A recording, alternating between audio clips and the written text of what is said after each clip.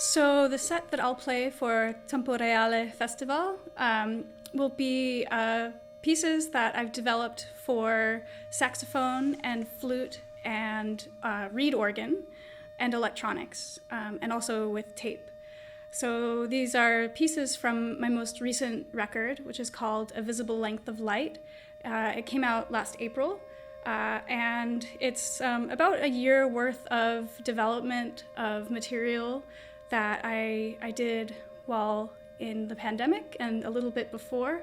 And it kind of builds on my sonic vocabulary that I've been building for a number of years, but also incorporates some different kinds of methods.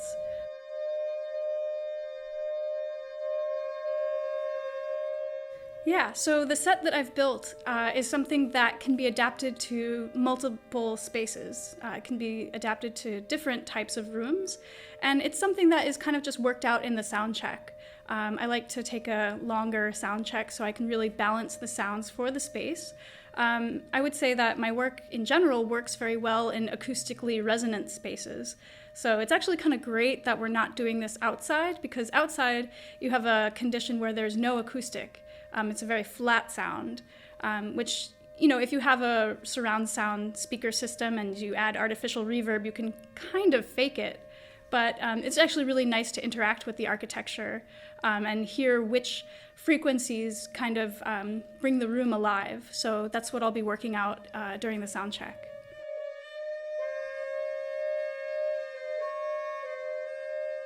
So I did not study music in a conservatory. I went to art school and I studied photography and film, but I've played saxophone since I was about 9 years old, and I've taken, lessons in theory and harmony. But I think that it was learning about contemporary art and avant-garde art, that visual art, that really influenced the way that I think about music. So I sort of refocused back on music when I was in my mid-20s or so.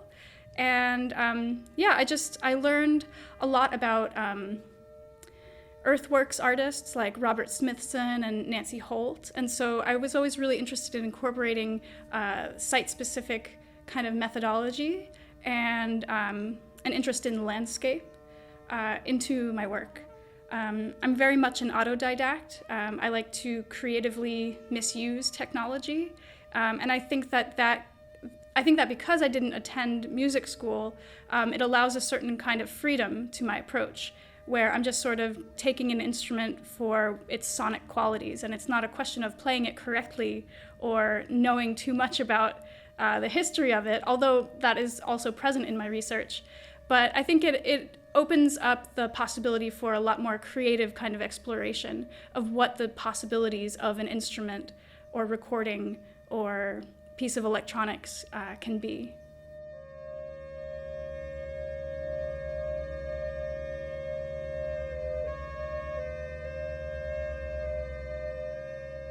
Well, I can tell you that there's nothing that I hate more than performing in a live stream. It is really the worst experience. As a performer, you feed off of your audience, you get feedback from them, and it's really about an interaction between you and the audience.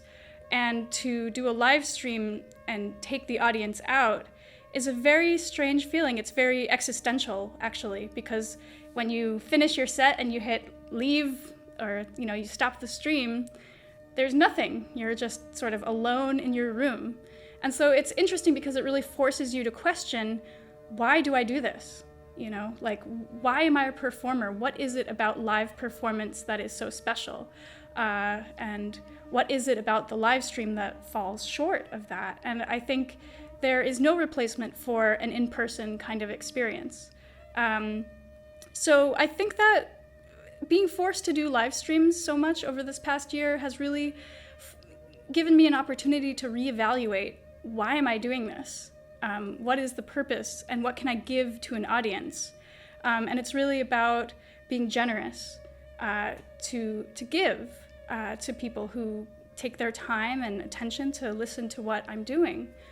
So when I am now going back to playing live shows, that's really at the forefront of my mind, is what can I give to an audience, and what kind of experience can can be joyful for them, but also challenging. You know, it's not always just about pleasure, and I'm certainly not interested in leaving the pandemic behind, because I think that it's something that we all have to process. We all have to grapple with what happened to our identities, what happened to our lives, what happened to the way that we interact with other people. Do we take care of our neighbors? Do we not, or do we not?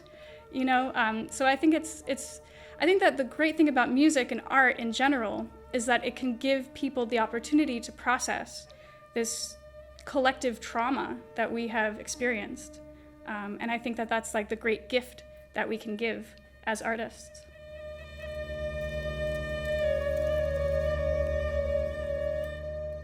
Well, right now I'm working on a string quartet for a group in Turin called Quartetto Maurice.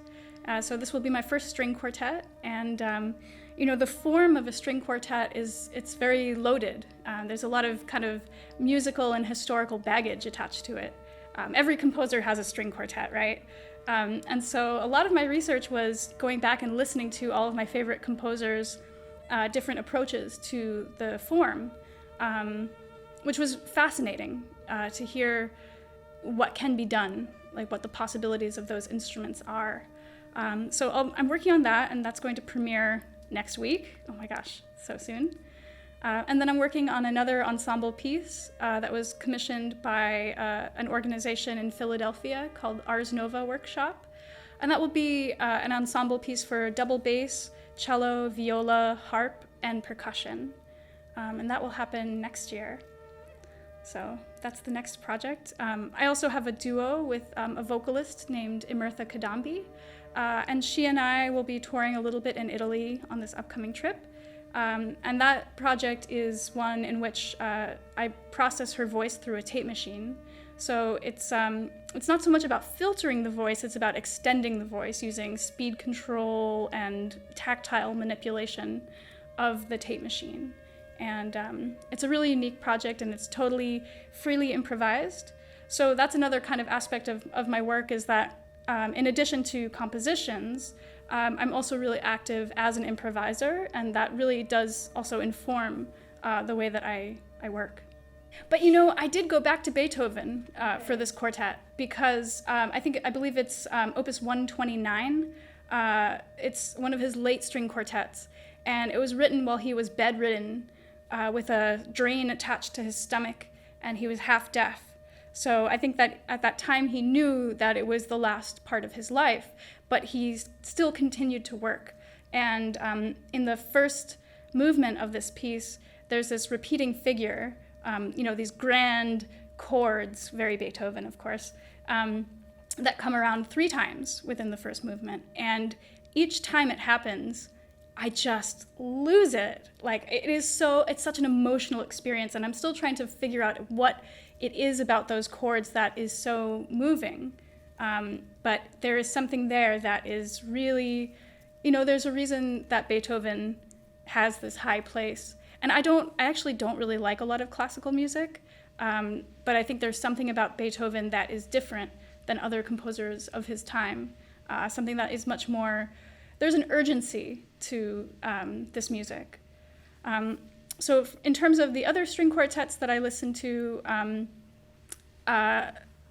Horatio Radulescu, the spectralist composer, has an amazing string quartet that is for string quartet and then 8 auxiliary string quartets that are all placed in surround around the main quartet. And I thought that was such a radical approach to the form.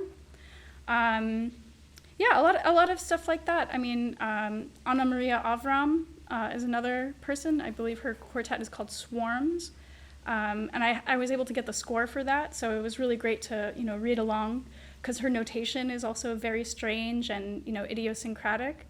So, in the process of making this work, which is not done yet, I still have 3 rehearsals with the quartet, and usually the way that I work is very collaborative with the group. So it's really about rehearsing and figuring out what sounds good, and I think that I had overcomposed the piece. There was too much development, and so I'm trying to sort of peel back everything and make it into sort of one sound that changes organically. And just trying to make it more minimal than what I had originally composed. But it's hard when you're like, when you make something and you put so much effort into it to sort of throw it away. It's kind of like you have to get beyond your ego. You have to get beyond the emotional attachment you have to a thing that you've made, because in service of the music, sometimes you just can't include everything. So that's what the process is like for me right now, is just peeling back all the stuff that I've made and including the two things that actually like sound cool.